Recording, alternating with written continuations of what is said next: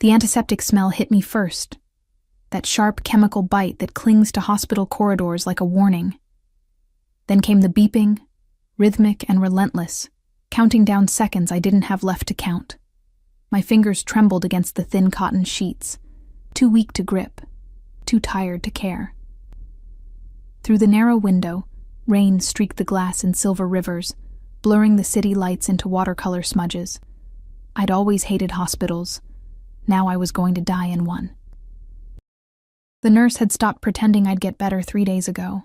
I saw it in her eyes, that practiced sympathy, the way she touched my shoulder like I was already a memory. 26 years old, and this was how my story ended, not with love or adventure or any of the dreams I'd whispered to myself while scrubbing other people's floors.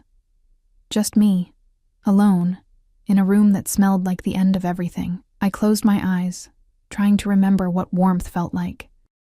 My apartment, if you could call that crumbling studio an apartment, had always been cold. But Mrs. Castellano's mansion, that had been different.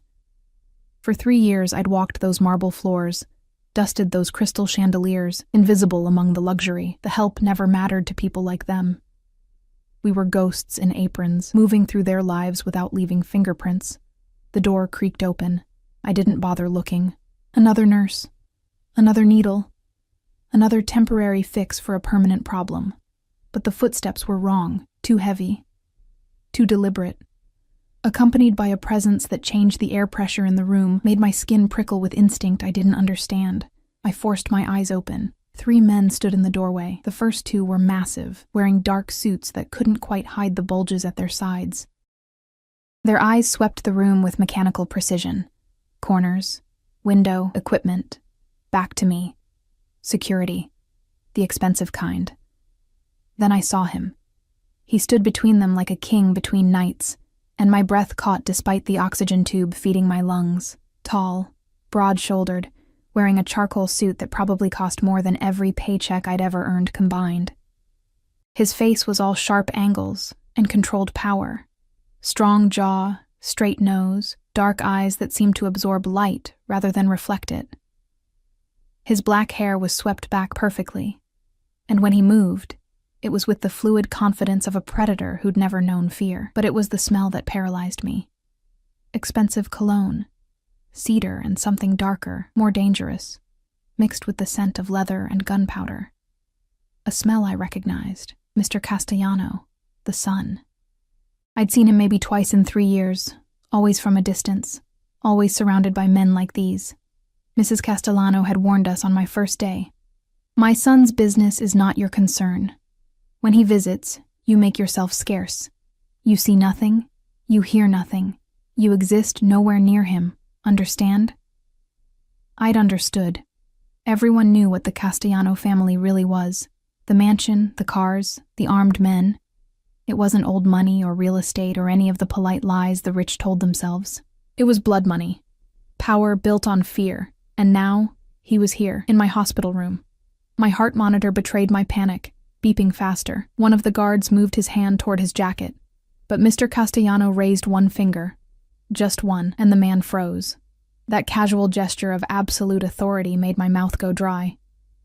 "Out," Mr. Castellano said. His voice was low, quiet, but it carried the weight of an executioner's blade. The guards retreated immediately, closing the door behind them. The sound of it clicking shut felt like a tomb ceiling. We were alone. He moved closer, and I tried to shrink into the mattress, tried to disappear the way I'd perfected over years of being invisible. But his eyes pinned me in place, dark, intense, examining me like I was a puzzle he needed to solve. "Miss Elena Moretti," he said. And hearing my name in his mouth felt like a violation, like he'd reached inside my chest and touched something private. "You worked for my mother." It wasn't a question. I managed a tiny nod, my throat too tight for words. He pulled a chair close to my bed, too close, and sat down with controlled grace. This near, I could see details I'd never noticed from across marble foyers. A thin scar cutting through his left eyebrow. The expensive watch on his wrist, heavy and platinum, the way his hands rested on his knees, perfectly still, like a snake before it strikes. "You've been here 2 weeks," he continued. those dark eyes never leaving mine. Stage 4. Inoperable. The doctors give you days, maybe a week if you're unlucky. The clinical recitation of my death sentence should have sounded cruel, but his tone was something else. Not sympathetic exactly, but not indifferent either. I didn't understand why he was here, why he knew these things, why he cared. I don't. My voice came out as a whisper, broken by the oxygen hissing through the tube. Why are you here? Something flickered across his face, so fast I almost missed it. His jaw tightened, and for a moment, he looked away, toward the rain-streaked window.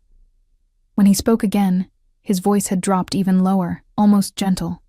3 months ago, you found something in my mother's study. A ledger. You didn't know what it was, but you knew it was important. Ice flooded my veins. I remembered. God, I remembered. I'd been cleaning, moving a vase, and the book had fallen from behind it, leather-bound, filled with names and numbers I didn't understand. I'd picked it up, started to put it back, when Mrs. Castellano had walked in. The look on her face had terrified me. I'm sorry, I gasped now, panic rising. I didn't read it, I swear, You gave it to her, he interrupted, and there was something in his tone I couldn't identify. Immediately. You didn't ask questions, didn't look through it, didn't try to understand what you'd found. You just handed it over and went back to polishing silver. My hands were shaking. I didn't want trouble. I needed the job, That ledger, he said, leaning forward slightly. And suddenly the space between us felt charged, dangerous, contained information about a theft. Money stolen from my organization. Millions of dollars. The names in that book were suspects. People I trusted. People close to my family. I couldn't breathe. Couldn't think. This was how people disappeared. This was how bodies ended up in the river. One of those names, he continued, his eyes burning into mine, was Marco Russo, my cousin, my best friend since childhood, the man who stood beside me through wars most people can't imagine. The man I would have died for, past tense, would have. Because of that ledger we investigated. We found proof. Marco had been stealing from me for 2 years, funneling money to a rival family, planning to orchestrate my death and take over everything I'd built. His voice remained perfectly calm, perfectly controlled, but I saw his hands curl into fists. If you had kept that ledger, if you had sold it or shown it to the wrong people, the investigation would have been compromised. Marco would have been warned. He would have killed me, killed my mother, and taken everything. The room tilted. I gripped the sheets, trying to anchor myself to reality. You saved my life, Elena. You saved my mother's life, and you had no idea you were doing it. I was just doing my job, I whispered. No. He leaned even closer, and I could feel the heat of him, the overwhelming presence that made the hospital room feel smaller. You were honest. In a world where everyone wants something, where loyalty is bought and sold like merchandise, you were simply honest. His hand moved, slowly, deliberately, and I flinched. But he didn't touch me. His fingers stopped inches from my face, hovering there like he was afraid I might shatter. My mother told me about you yesterday. How sick you were. How you'd been coming to work even when you could barely stand because you needed the money for treatments you could never afford. His voice had gone soft, almost reverent. She said you never complained, never asked for help, never expected anyone to care. Tears burned my eyes. Mrs. Castellano had been kind in her distant way, but I'd never imagined she'd noticed. Never imagined she'd told him. I want to help you, Mr. Castellano said. I laughed, a broken, bitter sound. The doctors here said, there are other doctors, better doctors. Experimental treatments, specialists in Switzerland, Germany, places where money opens doors that talent alone can't. Hope was a poison I couldn't afford to drink. I shook my head weakly. I can't. I don't have... I know. His hand finally made contact. Just his fingertips, barely grazing my wrist where my pulse hammered too fast. The touch sent electricity through my dying nerves. I'm offering to pay. Everything. All of it. The heart monitor screamed. The guard opened the door, hand on his weapon, but Mr. Castellano waved him away without looking. Why? The word tore out of me. Why would you do this? I'm nobody. You're the woman who saved my life without knowing it, without wanting anything in return. His fingers wrapped around my wrist now, gentle but unbreakable, like a shackle made of silk. I don't forget debts, Elena, and I protect what's mine. What's mine? The words hung between us, heavy with implications I was too frightened and too desperate to examine. This was a man who ruled through fear, who'd probably killed with those same careful hands. This was a world I didn't belong in, couldn't survive, but I was dying anyway. His phone buzzed. He glanced at it, and his expression shifted, something dark and violent moving behind his eyes before he buried it. When he looked back at me, his face was unreadable again. I have to go. There's a situation that requires my attention. He stood, and immediately the room felt colder. But my people will stay. Arrangements are being made. By tomorrow you'll be transferred to a private facility. The best doctors, the best care, whatever it takes. He moved toward the door and panic seized me. This felt like a dream, like something that would evaporate the moment he left, leaving me alone with the beeping machines and chemical smell. Wait, I breathed. He paused, hand on the doorframe, looking back over his shoulder. What do you want from me? I needed to know. Needed to understand what debt I was incurring, what price I'd eventually have to pay. For a long moment, he just stared at me. Then something that might have been a smile touched his lips, cold and dangerous and beautiful. Everything, he said simply. But for now, just live. The door closed behind him, leaving me alone with the rain and the beeping and a terror that felt somehow different from dying, because I'd just made a deal with the devil, and I didn't even know what I'd promised him in return. They moved me at dawn. I woke to hands lifting me, gentle but efficient, transferring me from the narrow hospital bed to a stretcher so padded it felt like floating on clouds. My vision swam with morphine and confusion, as faces in surgical masks worked around me, disconnecting monitors, reconnecting others, moving with the synchronized precision of a military operation. Wait, I tried to say, but my voice was just a thread of sound. Where? Shh, Miss Moretti, a woman's voice, professional and warm. We're taking you somewhere better, just rest. Through the fog of medication, I caught glimpses, the hospital corridor sliding past above me, fluorescent lights creating a strobing effect. The guards flanking us, hands inside their jackets, eyes scanning every doorway. The ambulance waiting at a private exit, not the emergency entrance where people might see, might ask questions. This wasn't a normal transfer. This was an extraction. The ambulance interior looked like something from a science fiction film. Equipment I'd never seen, monitors displaying information I couldn't interpret. A doctor sat beside me, an older man with kind eyes and expensive clothes that had no business being in an ambulance. Elena, he said in accented English, German, maybe Swiss. My name is Dr. Werner. I've reviewed your case. I won't lie to you, you're very sick. But I've treated patients in similar conditions, and some of them are alive today, living full lives. Some, not all, but some was infinitely more than the zero I'd been given. Mr. Castellano, I started, has secured you a place in our facility. Dr. Werner interrupted smoothly. The cost and arrangements are not your concern. Your only job is to fight. Can you do that?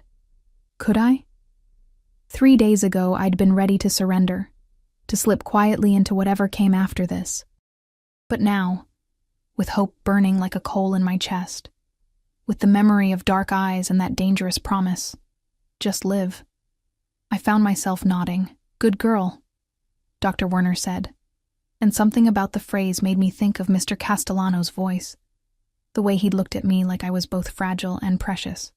The ambulance stopped at a private airfield. Through the tinted windows, I saw a jet, sleek, white, with no commercial markings. The guards surrounded us as they carried me out, forming a human shield between me and the gray morning. Rain had given way to mist, turning everything soft and dreamlike. Someone had thought of everything. A medical team waited on the plane, the interior configured as a flying hospital room.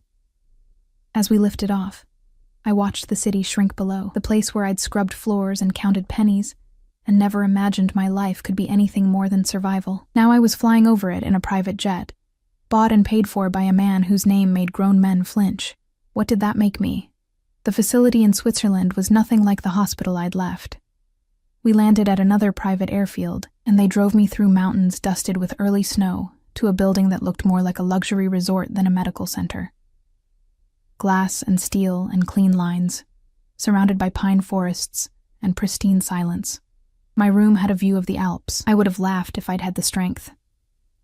24 hours ago, I'd been dying in a room barely big enough for the bed. Now I had a suite with artwork on the walls and furniture that probably cost more than my entire life's earnings. The treatments started immediately. Dr. Werner explained each one.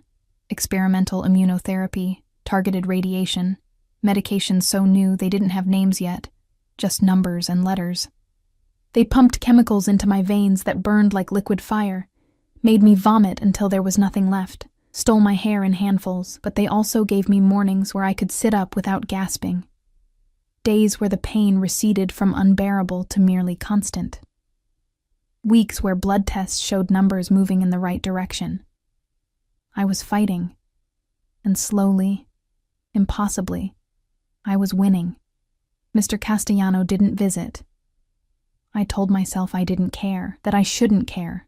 He'd paid his debt, bought me this chance at life, and now we were even. Whatever strange intensity had passed between us in that hospital room was just a fever dream, morphine and desperation creating something that didn't exist. But his presence was everywhere anyway. The guards who stood outside my door, rotating in 8-hour shifts. The fresh flowers that appeared in my room every morning, white roses, never any other color. The reports that Dr. Werner submitted weekly, updates on my progress that I knew went to someone who wasn't my family, because I didn't have family anymore. 3 months into treatment, I was strong enough to walk the facility's gardens. A guard followed at a discreet distance, a different man now, younger, with nervous eyes that darted to every shadow. I didn't know his name. I'd learned not to ask. They rotated too frequently for names to matter. The garden was beautiful in the way that things become when you've nearly lost the ability to see them. Late autumn had turned the leaves to gold and crimson, and the air smelled like pine and approaching snow. I sat on a bench near a fountain, watching water cascade over stone, letting the sound wash through me. My phone buzzed. I'd been given a new one, top of the line. Untraceable according to the guard who'd handed it to me. There was only one number programmed in it. Unknown caller. My hands shook as I answered. Elena. His voice, after 3 months of silence, hit me like a physical thing. Lower than I remembered, rougher, like he'd been drinking or smoking or not sleeping. Mr. Castellano, I managed. Dante. A pause. My name is Dante. I think we're past formalities. Dante. It suited him, both elegant and infernal. I closed my eyes, trying to steady my breathing. Why are you calling? Dr. Werner says you're improving. That the latest scans show the tumor's shrinking. Another pause, longer this time. I wanted to hear your voice, to know it was true. Something in my chest twisted. You could have visited. You didn't have to. Yes, I did. His voice went hard, final. You needed to focus on healing, not on complications. And I had matters to handle. Marco's betrayal went deeper than the money. There were others involved. It took time to root them all out, root them out. Such a gentle phrase for what I knew he meant. Bodies in unmarked graves. Families that would never know what happened to their sons, their fathers, their brothers. I should have been horrified, should have hung up, demanded to leave this golden cage, return to whatever life I could scrape together on my own. But instead, I found myself asking, is it finished? Yes. Satisfaction edged his tone. Everything is handled. The family is secure. My mother is safe. Good, I said, and meant it, and some part of me wondered when I'd become someone who could feel relief about a man orchestrating deaths. I'm coming to see you, Dante said. It wasn't a question or a request, just a statement of fact. Tomorrow. I've stayed away long enough. My heart rate spiked so sharply that the guard looked over, concerned. I waved him off, trying to control the panic and anticipation warring in my chest. "Why?" I whispered. "Because you're mine, Elena." That phrase again, the one that had haunted me through months of needles and nausea and nights when I wanted to surrender. "You became mine the moment I decided to save you, and I protect what's mine, always." The line went dead. I sat in the garden until the sun set, until the guard gently suggested I come inside before I caught cold, until the white roses in my room seemed to glow in the lamplight like tiny moons. That night, I dreamed of dark eyes and dangerous hands, of being held so tightly I couldn't breathe but didn't want to. Morning came with fresh snow and fresh terror. They brought me new clothes, not hospital gowns, but real clothes. A cashmere sweater in deep burgundy, tailored pants that fit perfectly, soft leather boots. Someone had measured me, knew my size, anticipated this moment. The invasion of privacy should have angered me. Instead, I put them on with trembling hands and stared at myself in the mirror. The woman looking back was almost a stranger. Thinner, yes. The treatments had stolen pounds I couldn't afford to lose. My hair was growing back in uneven patches, covered now by a silk scarf, but my eyes looked alive again, bright with fear and something else I refused to name. He arrived at noon. I heard the commotion from my room, the sudden tension in the building, the sound of multiple vehicles, the clipped professional voices of men used to violence. My hands fisted in the cashmere, and I forced myself to breathe. The knock, when it came, was gentle. "Come in," I said, hating how my voice shook. Dante Castellano entered like a storm made flesh. He wore all black today, sweater, pants, coat that swept behind him like wings. But it was his face that stopped my breath. Those sharp features looked carved from marble, beautiful and merciless. A fresh bruise marked his jaw, and I saw healing cuts on his knuckles when he pulled off his leather gloves. He'd been in a fight, recently. "Elena." My name was a prayer and a claim. He moved toward me slowly, like I was a wild animal he might spook. "You look like I've been dying," I supplied bitterly. "Alive." He stopped 3 feet away, those dark eyes roaming over me with an intensity that made my skin burn. "You look gloriously, defiantly alive." The silence stretched. I didn't know what to say, how to act around this man who'd bought my life and now stood in my room like he owned it, like he owned me. "The reports don't do you justice," he continued softly. "Dr. Werner's clinical descriptions, the numbers and percentages, they told me you were surviving, but seeing you..." His hand lifted, hovering near my face like it had in the hospital, like he was afraid to touch. "May I?" I should have said no, should have stepped back, established boundaries, protected whatever was left of myself that hadn't been claimed by needles and machines and his money. I nodded. His fingers brushed my cheek, feather light, reverent, tracing the curve of my face like he was memorizing it through touch. His thumb grazed my lower lip, and I gasped, the sound small and helpless. "I've thought about you every day," Dante murmured, stepping closer until I could smell him, that cedar and danger scent that had haunted me. "Every single day. While I was handling business, while I was making men pay for their betrayals, while I was building empires on their graves, you were there, in my head, under my skin. That's not..." I tried to think, to form coherent thoughts, but his proximity was overwhelming. "That's not normal. You don't even know me. I know you're honest in a world of liars. Brave when you have every reason to surrender. Strong enough to endure hell and come back breathing." His other hand came up, cradling my face between his palms. "I know that you saved my life and asked for nothing, that you're fighting for yours now with everything you have. What else do I need to know? That I'm terrified of you," I admitted, the truth falling out uncensored. "That you're a criminal. That people die because of you. That this..." I gestured helplessly at the room, the facility, the impossible luxury, "isn't real. It's a cage made of gold and good intentions, and I don't know what happens when you get tired of keeping me." Something dark flashed through his expression. Pain, maybe, or anger. His hands tightened fractionally on my face. "I will never tire of you, Elena. You don't understand yet, but you will." He leaned closer, his breath warm against my lips. "I am a criminal. I've done things that would make you sick. I've built my empire on blood and fear, and I'd do it again without hesitation. But you—" His voice dropped to barely a whisper. "You are the first pure thing I've touched in 20 years, the first person who looked at me and didn't want something, didn't fear something, didn't calculate how to use me." "I do fear you," I insisted. "Good."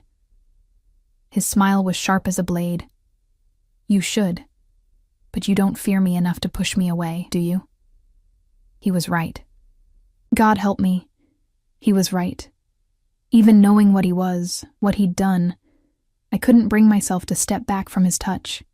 Couldn't stop the warmth spreading through my chest at his words, the treacherous hope that maybe someone this powerful could actually keep me safe. "What do you want from me?" I asked again. The same question I'd posed in the hospital. But this time, I wasn't sure I wanted the answer. Dante's expression softened into something almost tender. Almost. "For now, I want you to finish healing, to grow strong enough that when I take you home, you can stand beside me without breaking." His thumb stroked my cheek. "And then, Elena Moretti, I want everything. Your time, your trust, your presence in my life. I want you in my home, at my table, in my bed. I want you to be mine in every way that matters." The casual possessiveness should have repulsed me, should have sent me running. Instead, I found myself asking, "And what will I be? Your mistress? Your pet?" "My wife," he said simply, and the world tilted. I jerked back, but his hands held me gently in place. "You're insane. You can't just— we barely— "I know." His calm was infuriating. "I know it's too fast, too much. I know you need time, but I also know what I want, Elena. I've known since that night in the hospital, when you looked at me like I was a monster and still asked me to wait. Since I realized that you're the only person in my world who doesn't want to use me or fear me or worship me. You just want to survive, and I want to be the reason you do." Tears burned my eyes, frustration, fear, and something desperately close to longing. "This isn't a fairy tale. You can't just buy me and expect—" "I'm not buying you." His voice went hard. "I'm claiming you. There's a difference. You can refuse. You can walk away from all of this, go back to whatever life you want, and I'll let you go. The medical care will continue regardless. You'll want for nothing. But Elena—" He leaned his forehead against mine, and his next words were barely audible. "Please don't. Please let me keep you. Let me protect you. Let me give you everything you've never had."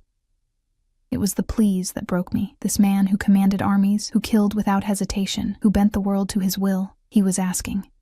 Begging, almost. And I was so tired of being alone. So tired of fighting with nothing to fight for. "I need time," I whispered. "Then take it." He pressed a kiss to my forehead, chaste, gentle, devastating. "Take all the time you need. I'll be here. Always here." He released me, stepped back, and the loss of his touch felt like cold water. But his eyes never left mine as he moved to the door. "My mother wants to visit you," he said. "She's been worried. I told her maybe next week, when you're feeling stronger." "Okay," I managed. He paused at the threshold, looking back with an expression I couldn't read. "The flowers. You never mentioned them. The roses? Do you like them? I can have them changed if—" "They're perfect," I interrupted. "White roses they're perfect." His smile this time was real, small, but genuine. It transformed his face, made him look younger, almost vulnerable. "Good, because they mean something, In my Elena. world, White roses mean promises. Protection. Forever." Then he was gone, leaving me alone with the scent of his cologne and the weight of promises I didn't know if I could keep.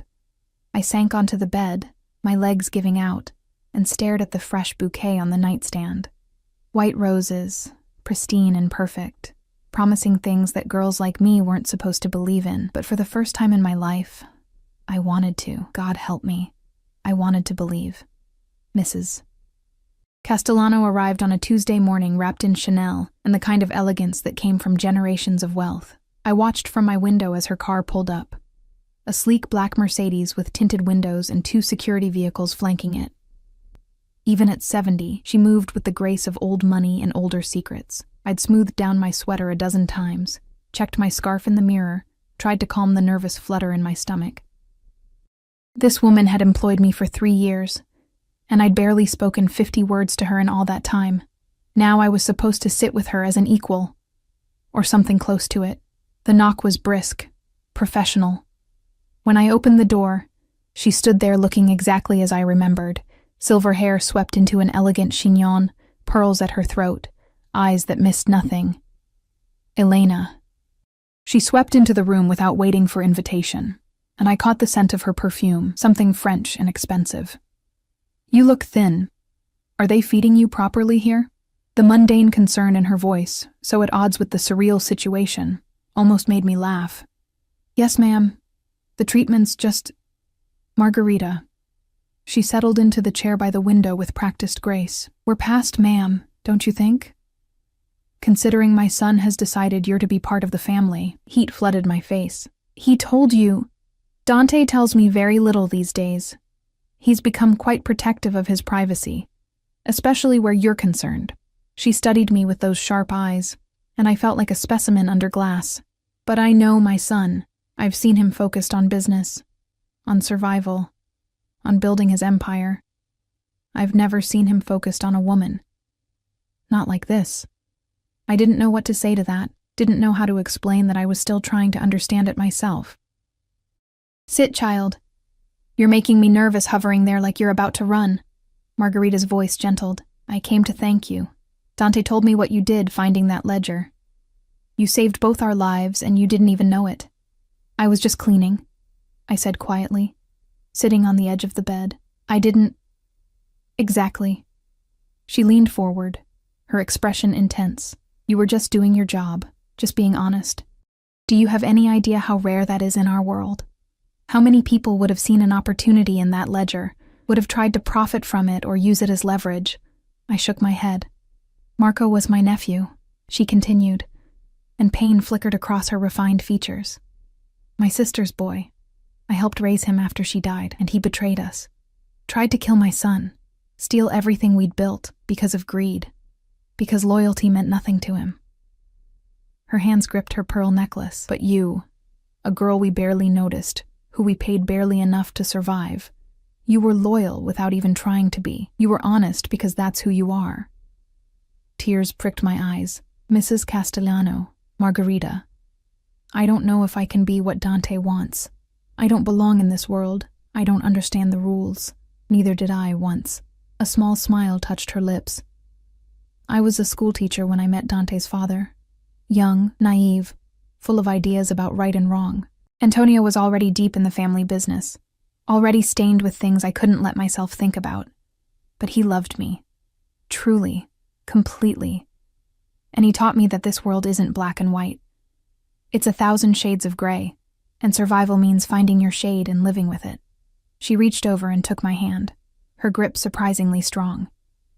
"My son is dangerous, Elena. He's ruthless and violent and capable of terrible things, but he's also fiercely loyal, protective to a fault, and when he loves with everything he has.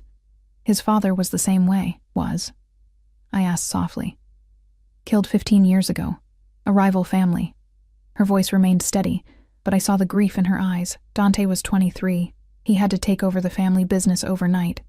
Had to prove himself capable of leading, of being feared. He became hard because he had to, but underneath..." She squeezed my hand. "Underneath, he's still the boy who used to bring me flowers from the garden, who cried when our dog died, who swore he'd always protect me. The image didn't fit with the man I knew. Cold, controlled, terrifying. But then I remembered the gentle way he'd touched my face, the pleas he'd whispered, the vulnerability hidden behind all that power. I'm scared," I admitted. "Good. Fear will keep you smart." Margarita released my hand and stood. "But don't let it keep you from living. Don't let it keep you from taking what's being offered." My son wants to give you the world, Elena. The question is, are you brave enough to take it? She left, with the same brisk efficiency she'd arrived with. But the white roses on my nightstand had multiplied. Now there were 2 bouquets, and tucked among the stems of the new one was a note in elegant handwriting. Welcome to the family. M. The weeks blurred together after that. Treatment cycles, good days and bad days, my body slowly winning the war against itself. Dr. Werner became cautiously optimistic. The tumors were shrinking faster than expected. My blood work showed steady improvement. I was, against all odds, getting better. Dante visited every Sunday. He never stayed long, an hour, maybe 2. But those visits became the axis my week rotated around. We talked about everything and nothing. He told me about his mother's charity work, about the legitimate businesses he was trying to build alongside the illegal ones, about his plans to eventually transition the family into something cleaner. I told him about my childhood, about parents I'd lost too young, about the foster homes and the struggle to survive, about dreams I'd buried under the weight of just getting through each day. He never touched me beyond those careful caresses, a hand on my cheek, fingers brushing mine, his palm warm against my back when he helped me walk the gardens. But the restraint felt deliberate, like he was holding himself back with visible effort. Why? I asked one afternoon as we sat by the fountain, dead leaves skittering across the stone. Why don't you... you said you wanted everything, he finished, his dark eyes finding mine. I do. But not until you're strong enough to choose it freely. Not until there's no question that you're with me because you want to be. Not because you feel obligated or trapped. That's very... I searched for the word. Ethical. For a mobster. His laugh was low and genuine. Don't mistake patience for ethics, Elena. I'm being strategic. When I finally have you, and I will have you, I want all of you. No doubts, no reservations, no wondering if you only said yes because you felt you had to. The certainty in his voice sent shivers down my spine. You're very sure of yourself. I'm sure of us. He caught my hand, threading his fingers through mine. You feel it too. Don't tell me you don't. I couldn't. Because he was right. Somewhere between the hospital room and the white roses and these careful Sunday visits, something had shifted. The fear was still there, probably always would be, but it had been joined by something else. Want. Need. A desperate, treacherous hope that maybe this impossible thing could actually be real. I'm almost done with treatment, I said quietly. Dr. Werner says maybe 2 more months, then observation. Then you come home. Dante's grip tightened. To New York. To me. Is that what you want? For me to just move into your house? Become your wife? The word was firm. I told you what I wanted, Elena. That hasn't changed. We barely know each other. I know you take your coffee with too much sugar and no cream. That you hate the smell of jasmine but love roses. That you read romance novels when you think no one's watching and cry at the endings. His thumb stroked across my knuckles. I know you're stronger than you think you are, braver than you believe, and more deserving of happiness than you'll admit. What else matters? The fact that you kill people for a living? I suggested weakly. I protect my family and my interests. Sometimes that requires violence. I won't apologize for it or pretend to be something I'm not. His expression hardened. But I will never, ever let that violence touch you. You'll be safe with me, Elena. Always. A guard approached, spoke to Dante in rapid Italian. Whatever he said made Dante's jaw tighten. His eyes go cold and dangerous. I have to go, he said, standing. There's a situation that requires my attention. What kind of situation? He looked down at me, and for a moment I saw the killer everyone else feared, the kind where someone forgot that what's mine is not to be touched. I need to remind them. Ice slid through my veins. Dante. Don't. He leaned down, pressed a kiss to my forehead. Don't ask me about this part of my life. You don't need to know, don't need to carry it. Just trust that I'll handle it and come back to you. Can you do that? I should have said no, should have demanded answers, insisted on knowing what he was about to do. But the truth was, I didn't want to know, didn't want to face the reality of what loving this man would mean, because I was falling in love with him. Somewhere between fear and gratitude and these stolen Sunday afternoons, I'd fallen. "Be careful," I whispered instead. His smile was sharp and cold. "Always am, amore mio." He left, and I watched his car disappear down the mountain road, surrounded by guards and violence I couldn't see but knew was there. That night, I couldn't sleep. I paced my room, stared at the white roses, tried to reconcile the gentle man who brought me flowers with the one who'd left to handle a situation with murder in his eyes. My phone buzzed at 2 a.m. Unknown caller. "Dante?" I answered immediately, heart racing. "It's handled." His voice was rough, exhausted. "Everything's handled. Go to sleep, Elena." Did you... I couldn't finish the question. "Yes." No elaboration, no excuses. Just that single word, heavy with implications. "Okay," I breathed. "Okay?" He sounded surprised. "That's it? No horror, no accusations?" "I knew what you were when I started caring about you." The admission fell out unbidden. "I knew. And I care anyway. I don't know what that makes me." Silence stretched between us, broken only by his breathing on the other end of the line. "Mine," he finally said, his voice raw. "It makes you mine. Say it, Elena. Tell me you're mine." I closed my eyes, felt tears slip down my cheeks, tasted the moment my life split into before and after. "I'm yours," I whispered. The sound he made was almost a groan. Relief and possession and something darker. 2 months. That's all the time I'm giving you to finish treatment. Then you're coming home to me, and I'm never letting you go. Understand? "Yes." "Say it again. Say you're mine." "I'm yours, Dante." And saying it felt like falling and flying at the same time. "Good girl." The praise in his voice made me shiver. "Now sleep. Dream of me. Dream of the life we're going to have." He hung up, leaving me alone with my racing heart and the white roses and the terrifying, exhilarating knowledge that I'd just surrendered to a man who would either save me or destroy me. Probably both.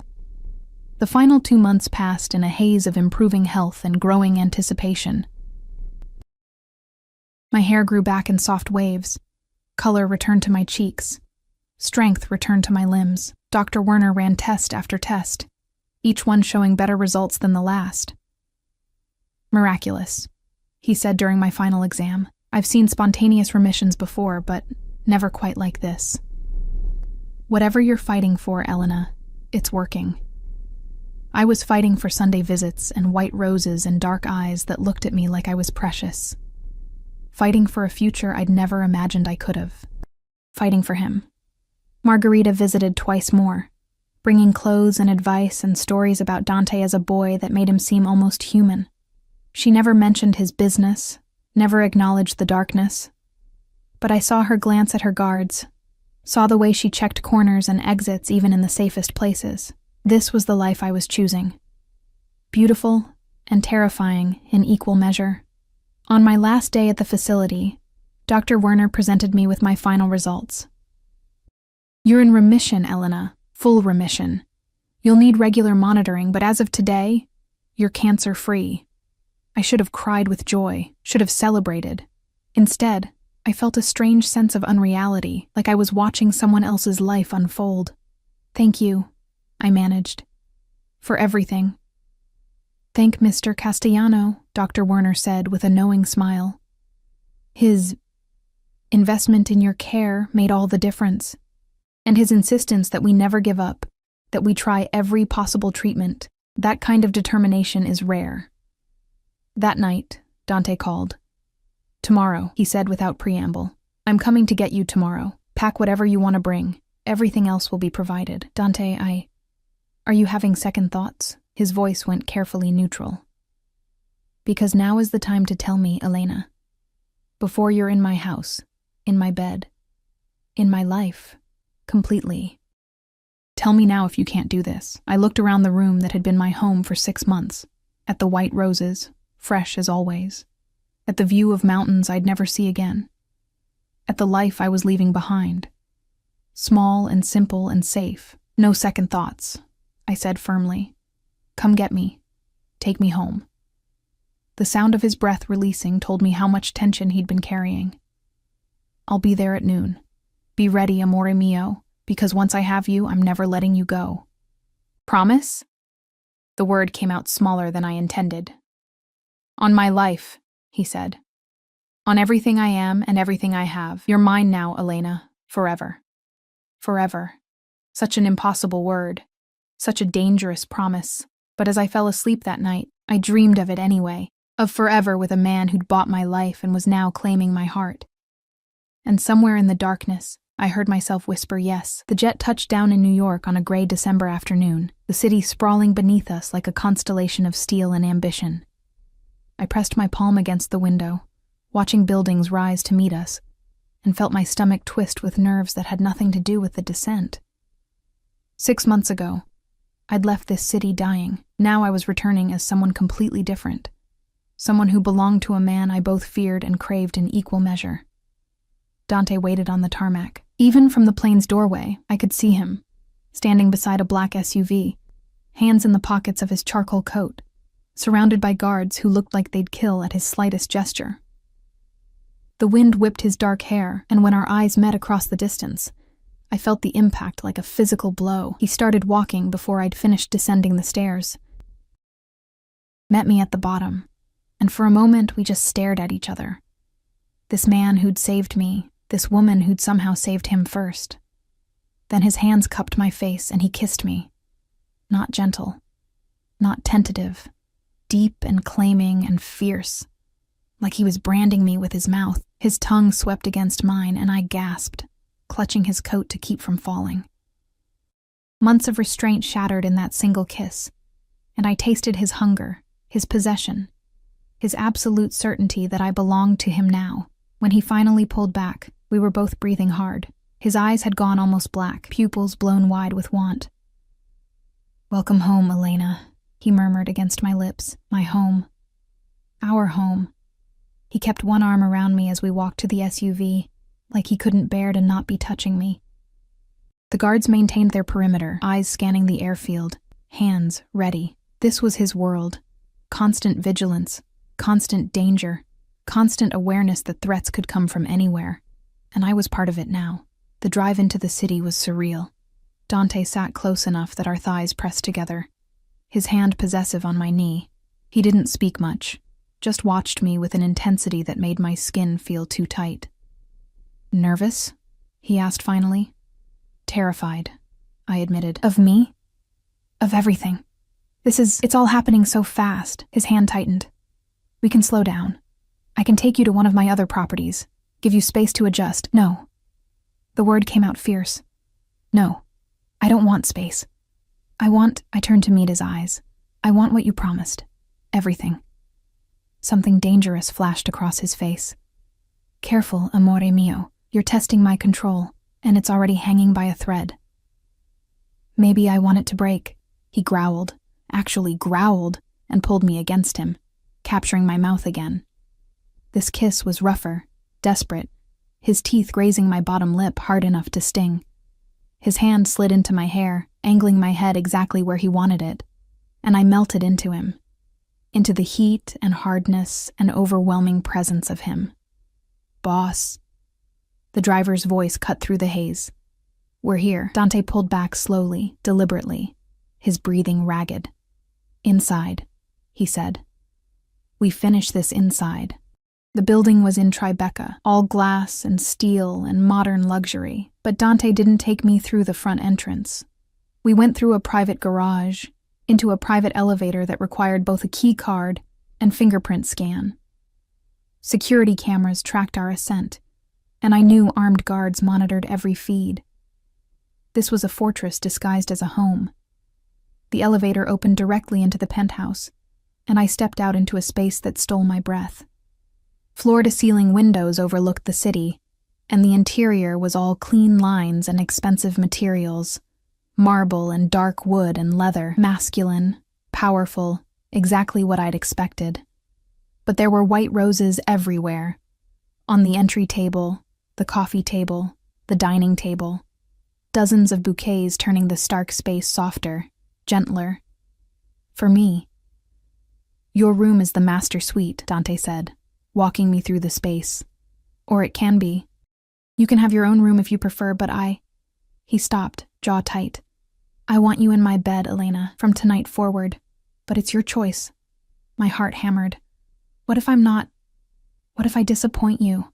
I don't have experience with, I gestured helplessly. Any of this. He turned to face me fully, and the look on his face was almost reverent. You think I don't know that? You think I haven't savored the knowledge that I'll be your first, your only? His hands framed my face. I will teach you everything, amore mio. I will teach you pleasure and desire, and exactly how to take me apart. And I will worship every sound you make, every gasp, every moment you give yourself to me. Heat flooded through me, pooling low in my belly. Dante. But first, he interrupted, stepping back with visible effort, you need to eat. Real food, not hospital meals. And we need to talk about expectations, about what this life entails. He was right, but I wanted to protest anyway, wanted to pull him back, to finish what his kisses had started. But he was already moving toward the kitchen, pulling out his phone to order food, creating distance between us, giving me space to adjust, even when I didn't want it. Dinner arrived within 30 minutes. Italian, naturally. Dante had the table set with formal china, like this was a date instead of whatever this was. We ate in relative silence, the tension between us thick enough to choke on. There are rules, he said finally, setting down his fork. Things you need to understand about being with me. I put down my own fork, suddenly not hungry. Okay. You don't leave this building without security.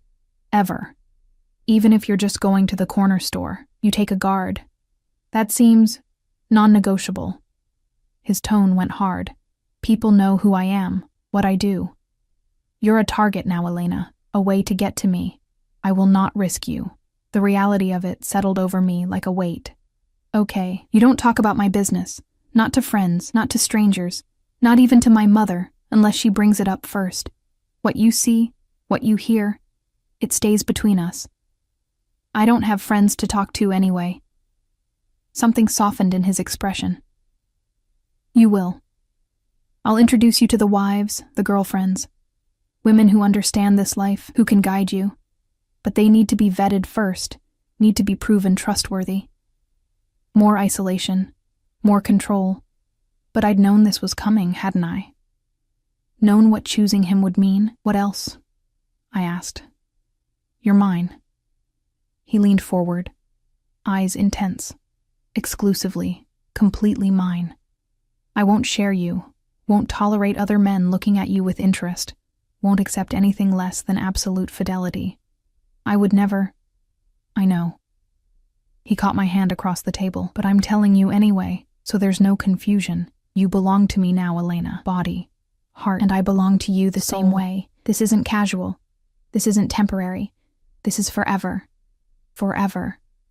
That word again, heavy with promise and threat. And if I break the rules, I had to ask. His smile was sharp. Then I'll punish you. Not with violence. I'd cut off my own hands before I hurt you. But there are other ways to ensure obedience. Ways that will make you think twice before defying me again. The dark promise in his voice sent contradictory shivers through me, fear and arousal tangled together. You like control. I need it. He stood, came around the table, pulled me to my feet. In my world, control is survival. Chaos gets people killed. I control everything in my empire, Elena, including you. He walked me backward until my spine hit the window, the city lights sprawling behind me. His hands bracketed my head, caging me in. But here's what you need to understand, he murmured, his mouth inches from mine. I will control you, possess you, demand everything from you, but I will also protect you with my last breath, give you anything you desire, and make sure you never want for anything, including pleasure. His hand slid down my side, over my hip, pulling me flush against him. I felt the hard evidence of his desire, and my breath caught. "Tell me you understand," he demanded. "Tell me you accept these terms." I should have been frightened, should have pushed him away, demanded equality, refused to be owned. But the truth was, I wanted this. Wanted him. Wanted to surrender to someone strong enough to keep me safe in a world I didn't understand. "I understand," I whispered. "I accept." "Say it properly. Say you're mine." "I'm yours, Dante. Completely yours."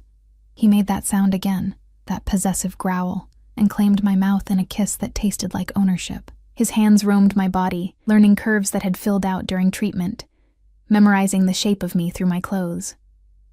"Bedroom," he muttered against my lips. "Now. Before I take you against this window where half the city can see." He lifted me effortlessly, and I wrapped my legs around his waist, clinging to his shoulders as he carried me through the penthouse. The master suite was enormous, dominated by a massive bed with black silk sheets. More white roses on the nightstands, their scent mingling with Dante's cologne. He set me down gently, then stepped back, his chest heaving. "Last chance, Elena. Last chance to say no, to ask for more time. Once I have you, there's no going back. You'll be mine in every way that matters."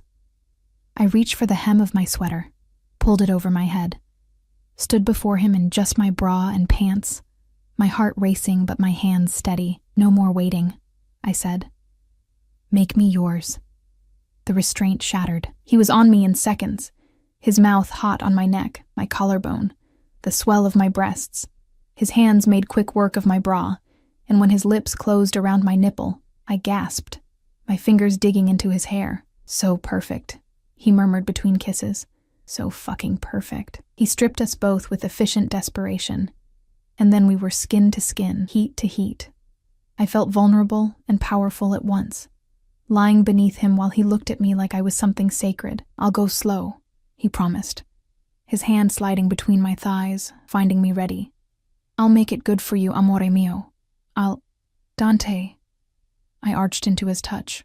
"Please." He took me with a gentleness that contrasted sharply with his earlier hunger. Slow, careful, watching my face for any sign of pain. There was discomfort, unavoidable for a first time. But he kissed it away, murmured praise and possession until pleasure overtook everything else. And when we finally moved together, when he filled me completely, I understood what it meant to be claimed, to be owned, to be treasured. "Mine," he breathed against my neck as we found our rhythm. "Say it." "Yours," I gasped, "always yours." Afterward, we lay tangled together, my head on his chest, his arms wrapped around me like chains made of flesh and bone. The city glittered beyond the windows, but I only had eyes for him. "I love you," I said quietly, the words escaping before I could stop them. He went still. Then his arms tightened, nearly crushing me. "Say it again." "I love you, Dante." He rolled me beneath him, his eyes blazing. "I've loved you since that hospital room. Since you looked at me like I was a monster and still asked me to stay. Since I realized you were the only pure thing in my corrupted world." He kissed me deeply. "You're my salvation, Elena. My redemption. My everything." "That's a lot of pressure," I managed, half laughing, half crying. "You can handle it. You survived cancer, survived meeting me, survived choosing this life. You can handle anything." His smile was fierce, and "I'll be right here, making sure you never have to handle it alone." We made love again, slower this time, learning each other's bodies, discovering what made the other gasp and moan. By the time we finally slept, tangled together in sheets that smelled like sex and roses, the sun was beginning to rise over New York. I woke to Dante watching me, his hand stroking my hair. "Morning," I murmured sleepily. "Afternoon," he corrected. "You slept for 12 hours. I didn't have the heart to wake you." I stretched, feeling pleasantly sore in places I'd never been sore before. "You're still here. I half expected you to have business to attend to." "I do, but it can wait." He pressed a kiss to my forehead. "Today, you're my only priority. Today, I want to show you your new life." He took me shopping on Fifth Avenue, the guards following at a discreet distance, while he bought me clothes I'd never dreamed of owning. Dresses, shoes, jewelry. He insisted on everything. waving away my protests about cost like they were meaningless. "You're to be my wife," he said firmly, sliding a diamond bracelet onto my wrist. "You'll dress accordingly.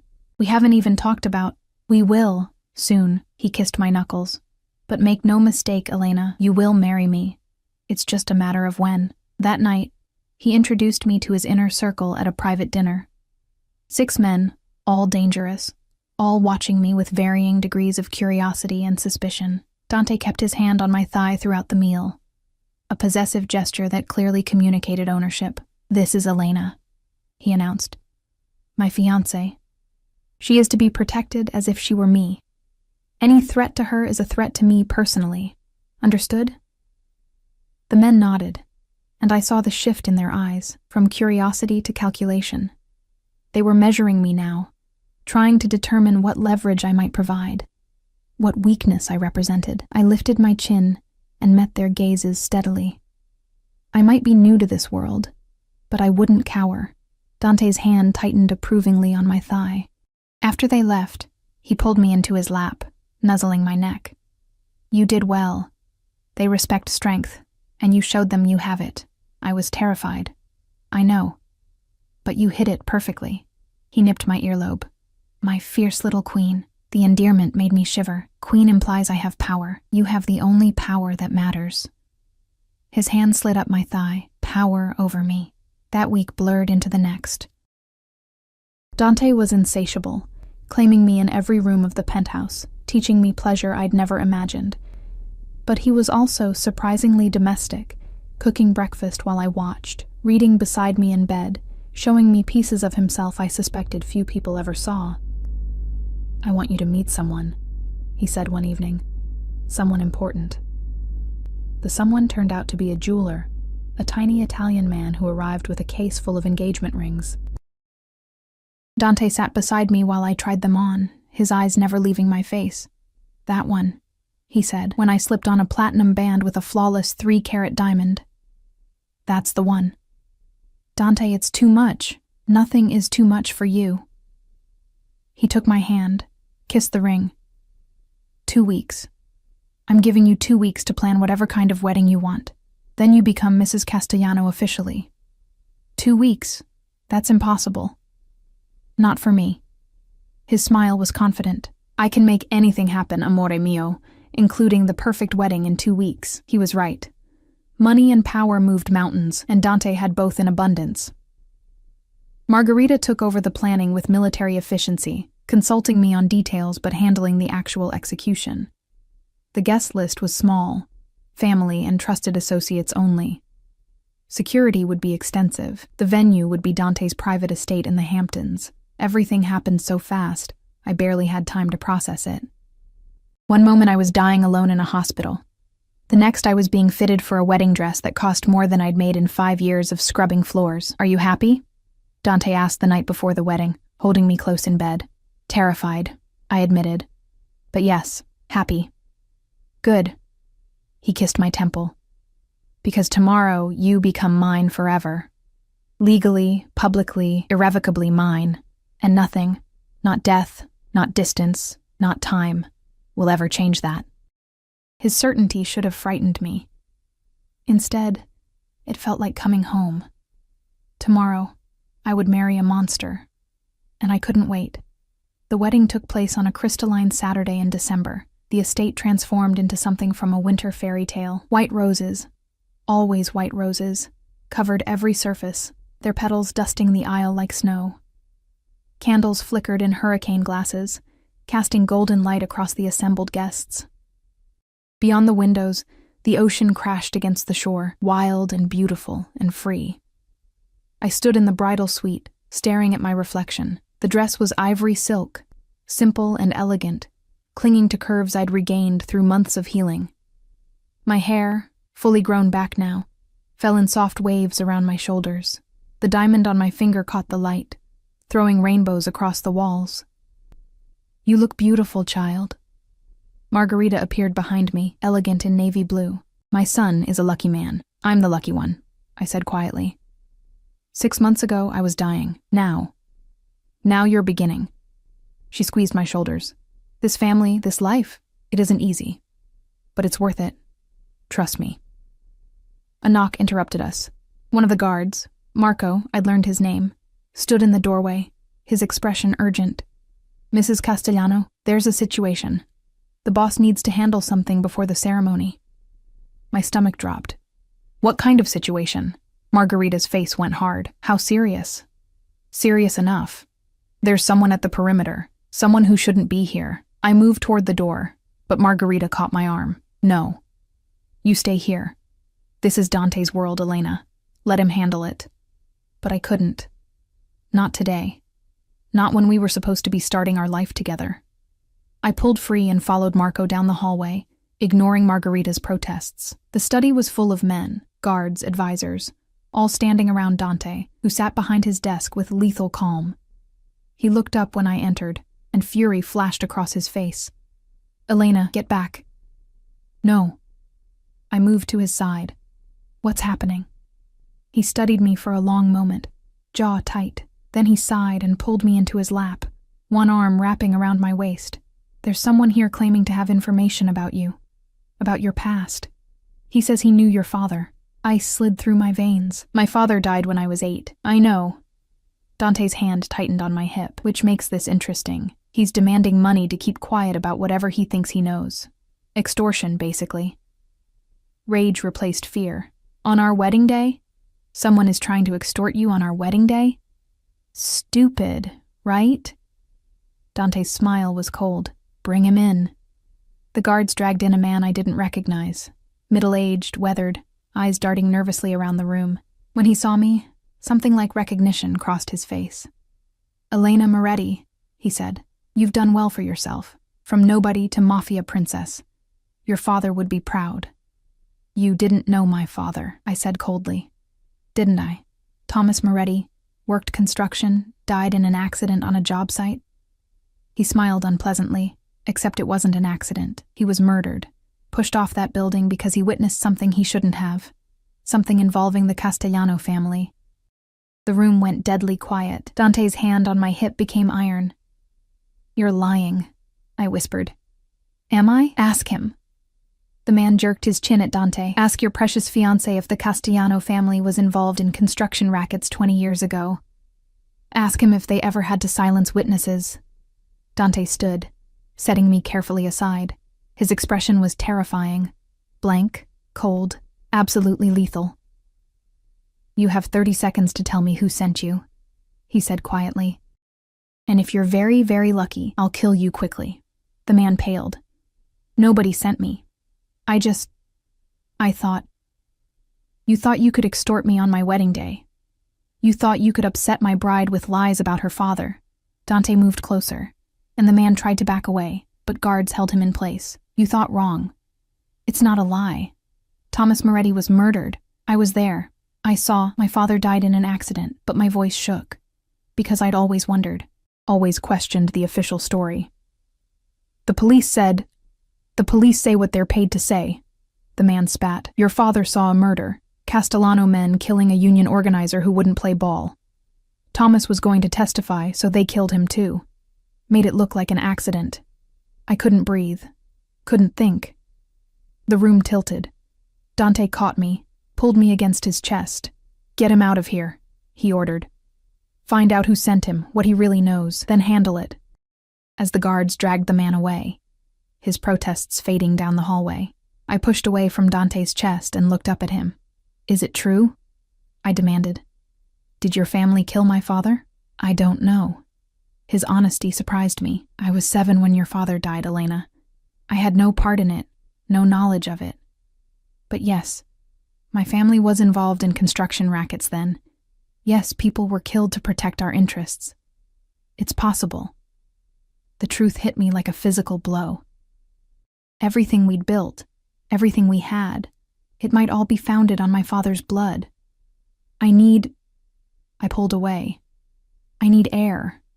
I stumbled out onto the terrace, the December wind cutting through my wedding dress. Behind me, I heard Margarita arguing with Dante, heard his cold responses, then footsteps. Elena, Dante's voice. Look at me. I turned. He stood there in his wedding suit, heartbreakingly handsome, devastatingly dangerous, the man I loved, the family that might have destroyed mine. I will find out the truth, he said, every detail. And if my father's men killed yours, I will bring you their names, their confessions, everything. I won't hide it from you. And then what? Tears burned my eyes. What do we do with that truth, Dante? How do we build a life on blood and lies, the same way everyone in this world does? He moved closer. By choosing what matters more, the past we can't change, or the future we can build together. That's too simple. It's not simple at all. It's the hardest choice you'll ever make. He reached for my hands. But here's what I know. I love you. I will spend the rest of my life protecting you, providing for you, making you happy. My father's sins are not mine, Elena. And your father's death, if my family was responsible, I will make it right, however I can. How? I demanded. How do you make murder right? I can't, but I can honor his memory. I can make sure his daughter never wants for anything, never suffers, never dies alone in a hospital because she can't afford treatment. His grip tightened. I can build something better than what came before. Cleaner. I'm already transitioning the family businesses, cutting ties with the violent side. For you. Because of you. I wanted to stay angry, wanted to rage at the injustice of it all. But looking at him, seeing the truth in his eyes, I realized something. We were both children of this violent world, both shaped by choices we hadn't made, bound by blood we hadn't chosen. I need the truth, I said finally. All of it. No matter how ugly. You'll have it. He pulled me close. But right now I need to know. Are you still going to marry me, even knowing what you know? I closed my eyes, felt his heart beating against mine. Thought about the girl dying alone, and the woman standing here now. Thought about 6 months of white roses and careful touches, and a man who'd given me back my life. Yes, I whispered. God help me. Yes. His relief was palpable. He kissed me deeply, desperately, like I might disappear if he let go. Then let's get married, he murmured against my lips. Let's start our life together, right now, and deal with the past as it comes. The ceremony was small and intense. I walked down the aisle alone, no father to give me away, just my own 2 feet carrying me toward the man who'd become my everything. Dante watched me approach with eyes that promised forever, and when I reached him, his hand trembled slightly as he took mine.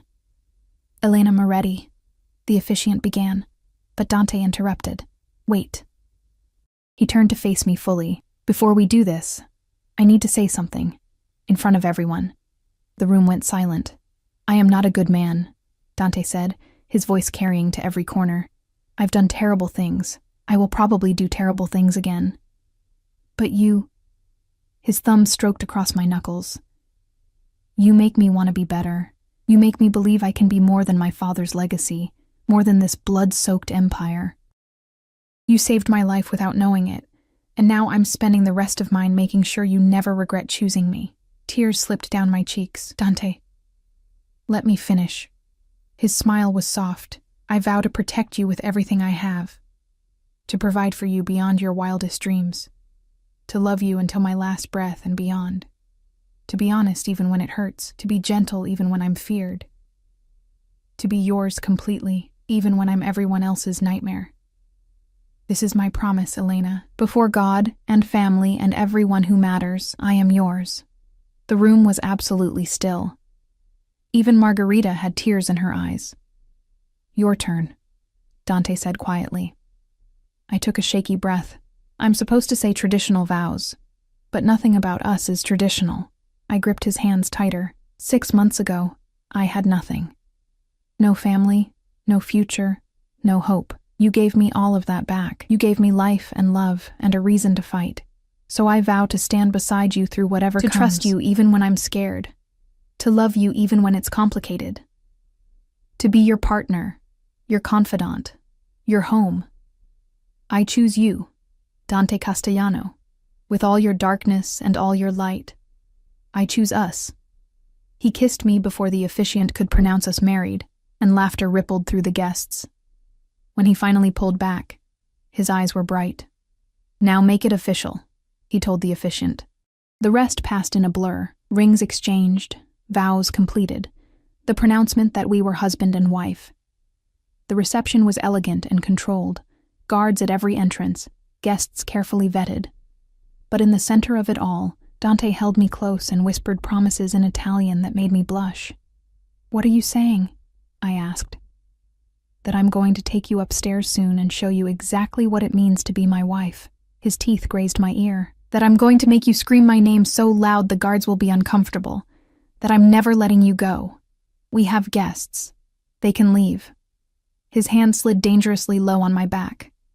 "This party is over the moment I decide it is." True to his word, we left our own reception early. Dante swept me into his arms and carried me upstairs while our guests cheered, and the moment the bedroom door closed, he was on me. "Mine," he growled against my throat, working the buttons of my dress. "My wife. My Elena. Mine." "Yours," I agreed breathlessly. "Always yours." We consummated our marriage thoroughly, desperately, until the winter sun set and rose again.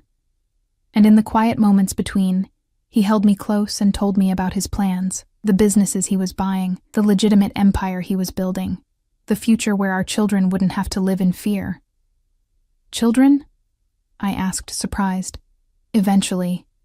His hand splayed across my stomach. "When you're ready. When you're strong enough. I want everything with you, Elena. Marriage, children, growing old together. All of it." The future stretched before us, complicated and dangerous and beautiful.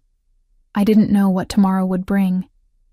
Didn't know if we'd find the truth about my father, or how I'd handle it if we did. Didn't know if I could truly be the wife of a mafia boss, the queen of an empire built on violence. But I knew I loved him, knew he loved me, knew that together, we were stronger than apart. "I love you," I whispered into the darkness. "I love you more than life," he replied. "You're my redemption, Elena, my salvation, my everything." And lying there in his arms, surrounded by white roses and winter starlight, I believed him. We'd found each other in the darkest moment, him visiting his dying maid, me surrendering to fate. What happened next had touched everyone in that hospital room, changed the trajectory of both our lives. He'd saved me. I'd saved him. And now we'd save each other every day, for the rest of our lives. It wasn't a fairy tale. It was real and messy and complicated. But it was ours, and that made it perfect.